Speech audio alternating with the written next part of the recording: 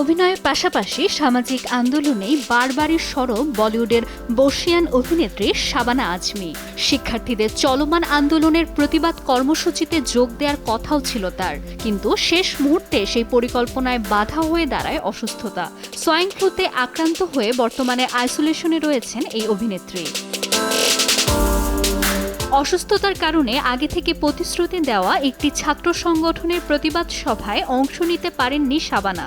শিক্ষার্থীদের চলমান আন্দোলনের প্রতি সংহতি জানাতে সেখানে উপস্থিত হওয়ার কথা ছিল তার, তবে সংক্রমণ অন্যদের মধ্যে ছড়িয়ে পড়ার আশঙ্কায় চিকিৎসক তাকে বাড়ির বাইরে যেতে নিষেধ করেন।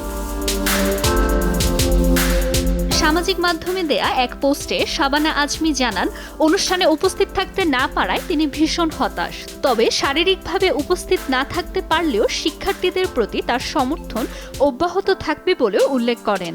একই সাথে দ্রুত সুস্থতার জন্য সবার কাছে দোয়া ও শুভকামনা করেন এই অভিনেত্রী। শাবানার অসুস্থতার খবর প্রকাশ্যে আসতেই সামাজিক মাধ্যমে উদ্বেগ প্রকাশ করেন ভক্ত অনুরাগীরা। অনেকেই তার দ্রুত আরোগ্য কামনা করে শুভেচ্ছা বার্তা দিয়েছেন।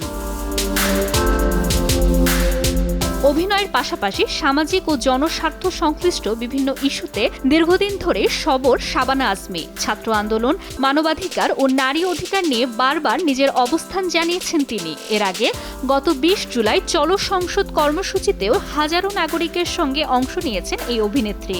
তবে এবার অসুস্থতার কারণে শিক্ষার্থীদের প্রতিবাদ কর্মসূচিতে উপস্থিত হতে না পারায় আক্ষেপই প্রকাশ করলেন তিনি। ফাতেমাতুজ জোহরা, সময় সংবাদ, ঢাকা।